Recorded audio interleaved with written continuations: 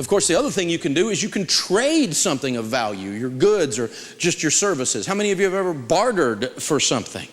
I've done a lot of bartering in my life, and it's very valuable. Back when we first got in the radio business, we would take some of the radio ads and trade them for something, and that was a fun thing to do. We're way past that and aren't able to do that these days, but I kind of miss it. It was kind of, because my wife used to call it free stuff, and I'm like, hey, I'm working here. It's not free. You can do things like just get you a little gift certificate like this. Sometimes when you're giving gifts, everyone thinks they have to give money. Why don't you give of yourself a little bit? Maybe you have a service and you want to give of that service. My daughters have given babysitting to their youth pastor. What a wonderful gift at Christmas. They would rather have that than some little trinket. Okay, I'm going to give him two of these and redeem it. You know, as long as we can work it in our schedule, we'll be there and redeem this. And they get to go do babysitting for the youth pastor. What a great idea. Some of you dads, here's an awesome idea. You got teenage daughters? Give them one of these and put date night on there. They would love to have their dad take them out on a date. Very, very valuable. Much more valuable than money or than stuff from the mall. And so you can trade in a lot of different ways and create really cool ideas. But we got to look at the places to find great deals. Now, one of the great places, always look to try to buy from individuals. The reason you want to buy from individuals is simply this. Individuals have an item that is not there for profit. It is in the way. You know what I mean? If a bicycle store has a bicycle for sale, they paid a certain amount of dollars for that bicycle. And from an accounting standpoint, that's called their cost of goods sold. Have you ever heard that? Say yes. Yes. Okay. So they paid, I don't know, $100 for the bicycle. And if you come in and you use all the techniques in the world, you use cash and you do all these other things, you threaten them with their competitor, they're not going to sell the bicycle for less than they paid for it. They'd be losing money. How dumb would that be? They will just sit there. And so you can offer them $98 and do a little dance or whatever, and they're not going to take $98 because they paid $100. Now, you can get down close and let them make a small amount of profit, but they're not going to dip into loss land if they're smart. Businesses don't do that. An individual, however, what they paid for it doesn't enter into it. It's in the way. I had some bicycles one time, and I don't know if this ever happens to you, but we parked them in the garage between the boat and the car. And the stupid things kept falling over, and they were either scratching my boat or scratching my car. It really didn't matter at this point what we paid for them. We had a garage sale. I put them out back, and I put 2 for $10. I want them out of my garage. And you know, get rid of. I mean, this lady walked up and said, "Will you take 5?" Yeah, just drive them off. Just get them. You know, they're in the way. When you buy from an individual, what they paid for the car 4 years ago doesn't enter into it. When you buy from a car lot, what they paid for it 2 weeks ago at the car auction does enter into it because they're in the business to make a profit. And so individuals are one thing you always want to try to look to when you're buying things.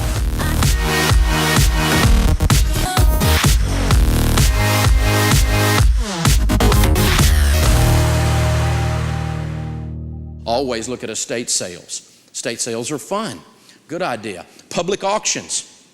Now be careful with public auctions because they get you excited and you'll pay too much. And you got to know what stuff's worth. When we first started our business years ago, I was looking for a copier to get our business started with, a little cheap copier of some kind. So I went down to the office supply store and I went to the copier company and I looked at all the different copiers and I knew what copiers were costing. Different brands, I had it down because I had been shopping, you know what I'm saying? Then I went to a big auction, big office supply place went broke, bankruptcy auction, and they were auctioning them off. And there's a whole lot of copiers down through there. And the auctioneer's going down through there and he's got a power cord and he's plugging them in. They'd come to life and people would bid. And they were bidding. Some of them were going higher than you could buy them retail for. People were just excited. And they're going down through there, and they're going down through there, and they're going down through there. And he comes to the one I really kind of wanted because it had the feeder thing on top. It would, you know, expand, contract, bigger, shrink, and do all this stuff, and all the little bells and whistles, you know. And I guess the plug didn't go in good because it didn't come on.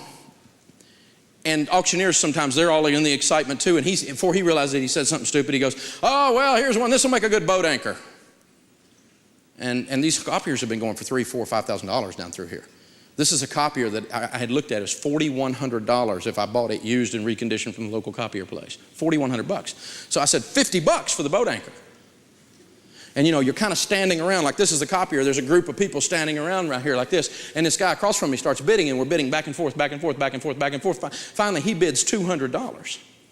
And I don't know what got into me. I just had one of those moments. I said, "Have you got a boat?"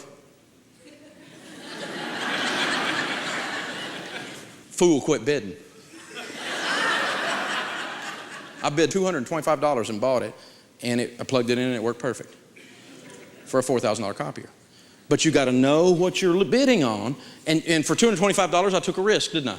I could have thrown $225 away. By the way, I was telling a gang just a little while ago, we were talking about car stories. I bought a car at an auction one time for $100, and it cost me $75 to have it hauled off. So this doesn't always work out, does it? So but you know, that kind of was offset by the copier deal, so I'm still ahead. So have some fun with this process. Get on the mailing list of some of the auctions. Visit their website, some of the auction houses, and watch what they're doing. Now, don't buy a bunch of junk you don't need. That's not the point. But if you're in the market for a leather couch, become an expert on leather couches and then go bid on one and get you a deal. Couponing. The last year we tracked it, and we track it pretty regularly around our house because it's kind of a game. Sharon is the coupon queen. The last year we tracked it was a couple of years back, and she saved with coupons on things we were going to buy anyway. Hear that part? Things we were going to buy anyway, $700 in a year. Not bad, not bad, not bad at all.